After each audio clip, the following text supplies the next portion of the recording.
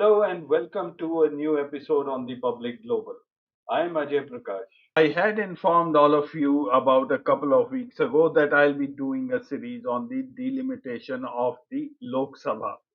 So today I have the second part in the series, and just in case you have missed the first part of this series, I'm showing the thumbnail right here and leaving a link in the description below.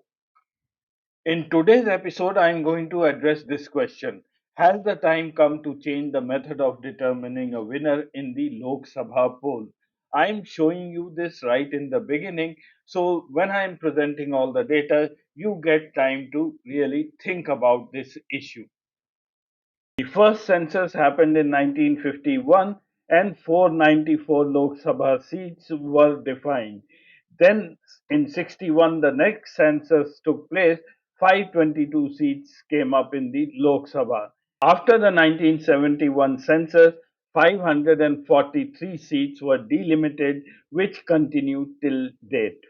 In 1976, Indira Gandhi carried out a constitutional amendment which froze the delimitation of Lok Sabha and Assembly constituencies until after the 2001 census, effectively postponing the readjustment of seats based on population changes. The rationale at that time given by the government was that family planning policies are being carried out, and the government intention was not to penalize states that have successful population control measures. The 2001 census was carried out by the Atal Bihari Vajpayee government, but they carried on with the same number of seats in the Lok Sabha.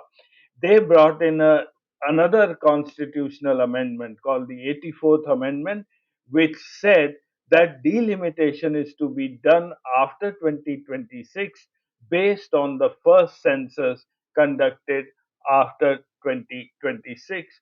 I have dealt with this issue in part 1 of this series. Since 1971, that is for the last 55 years, the Lok Sabha seats have remained constant at 543, yet the population of our country kept increasing. Our population in 1971 was around 54.8 crores, and last year it was around 145 crores, roughly a three times jump. So the representation done by one single MP, which was around 10 lakh people in 71, is now around 27 lakh people. I think you should know a little more about the Census of India Act and why the BJP has got away with by not conducting the census in 2021. The decennial census of India has been conducted 15 times as of 2011. While it has been undertaken every 10 years beginning 1872 under the Viceroy Lord Mayo, the first complete census was taken in 1872. Post 1949, it has been conducted by the Registrar General and Census Commissioner of India under the Ministry of Home Affairs, Government of India. All the censuses since 1951 were conducted under the 1948 Census of India Act, which predates the Constitution. Now, the 1948 Census of India Act does not bind the union government to conduct the census on a particular date or to release its data in a notified period. The last census was held in 2011, while the next was to be held in 2021 before it was postponed due to the COVID 19 pandemic in India. The next census is yet to be confirmed by this government. A quick reminder to all our viewers before I proceed, if you haven't subscribed to our channel, please do so. Your subscription is extremely important for us. Thank you very much. I'm now going to present some very interesting analytics charts about the Lok Sabha. You will see that how the Lok Sabha has changed over the years.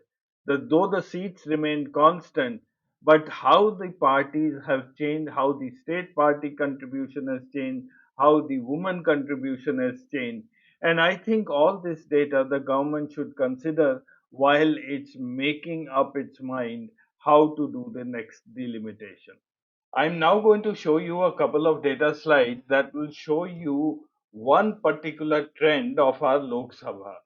Now, this trend is very important, yet it seems to have missed the attention of our media. I haven't even seen any paper on this trend being discussed in the public domain. I'll start with talking about the performance of our national parties in the Lok Sabha polls. A national party has to satisfy one of the conditions which are listed here. I'll not get into those details right now. Now, today, as on in 2025, we have six national parties. That's the Aam Aadmi Party, which was the latest entrant, the Bahujan Samaj Party, the Bharatiya Janata Party, the CPIM, the Indian National Congress, and the National People's Party, that is the party of Conrad Sangma. This graph shows you the performance of our national parties starting from 51-52 and right up to 2024 election. The yellow line here shows the number of national parties that we had.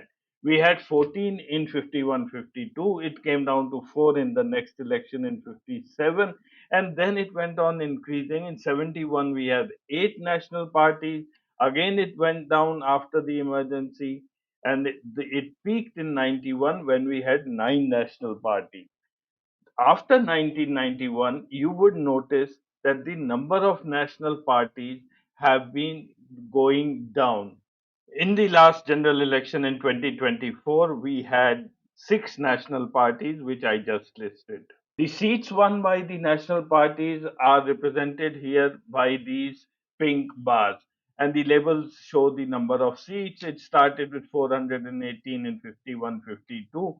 The maximum number of seats won was in 485, and last year, in last election, 345 seats were won by the national parties. The point that I'm trying to make gets more clear in this graph. Here I am showing the seats won by the national parties as a percentage of the total Lok Sabha seats in that election. So it started with 85, went up to 89, it remained 89, between 89 and 85 for quite a while, and then from 96 it suddenly dropped. The national parties had a share of 74% in 96. It continued its decline, and in last election the national parties won just 64% of the seats. While the share of the national parties started to decline after 1996, exactly the opposite happened with the state parties and the recognized parties. Recognized parties are the extremely small regional groups, and they are sometimes called as unregistered parties. Now, the green line here shows the number of seats of the state parties, which you will see after the 91 election, it shot up. In 91, we had 51 seats to these parties. It went up to 129. In the last election, it was 178 seats which went to the regional state parties. The bottom blue label show the seats won by the registered or unrecognized parties. They too show an upward trend after 96. It immediately shot up to 49 in 98, and last year these small groups won 12 seats. Now, this graph here is the tell all graph. It tells the entire story of our political parties in performance in the Lok Sabha. I'll tell you what these numbers mean. This is a very interesting graph. Well, if you take the seats won by the national parties and divide it by adding the state party and the registered party seats, you get an index. The index here reads 12.3 in 51-52, which means that for every 12.3 seats won by a national party, one seat went to the state party and the registered party. In 57, for every 13.6 seats won by national party, one goes to the state party, and so on. In 1980, it peaked at 13.9 seats went to a national party and one seat going to the state party. Now you see the decline. In 96, For every 3.1 seat won by a national party, one goes to the state party. The decline continued. In 2014, for every 1.2 seat going to a national party, one goes to a state party. And last year, for every 1.8 seats going to a national party, one went to a state party. The transfer of power from large national parties is very remarkable after 1996, and it is continuing. The national parties are quite aware that the power is slipping out of their hands, and this is going to continue. In fact, after Mr. Modi, it will become very tough for the BJP to remain in power because there will be a further degradation in power to the national party. And that is one reason you see all these alliances cropping up, like the Mahayuti alliance or the Mahagathbandhan alliance or the India alliance. The reason is that the national parties now have to depend more on the smaller state parties.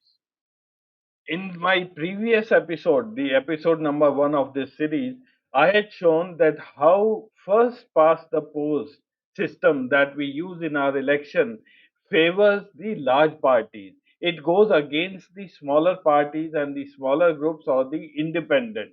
Now, that is the reason why I am saying that probably the time has come to review our election system in totality, because right now, if the power is shifting to the smaller regional groups, they still have a barrier for winning seats, because it's the people like the BJP who can very easily manipulate the system, because it's first past the post, they can garner votes from here and there, as we have seen or we are hearing, and then these small parties keep losing out. It is for this reason you will find that the number of independents winning elections in Lok Sabha has also been on the decline. In 57, 42 independents won the election, and last year only 7 independents could win the election. It also shows how difficult it is becoming for an individual who is not associated with any party to go and contest a Lok Sabha election. However, a silver lining which should not be neglected is the rise of women candidates winning Lok Sabha election. The struggle is very evident from this graph, which shows the number of seats won by women candidates right from 51-52 when they won 21 seats for quite some time till 1989. The figure remained stagnant, and thereafter the women seats are gradually increasing. Last year, 74 women won the Lok Sabha polls. And I believe after 2029, when the women reservations bill comes into effect, we might see a significant jump in these numbers. This is the last figure for the day, where I am showing the number of parties represented in the Lok Sabha. That is, a party is counted if it has non-zero seats in the House. In 51-52, there were 22 parties. It remained again stagnant till around 91, and thereafter we are seeing an increase. Last year, the maximum it reached a maximum number of 41 parties.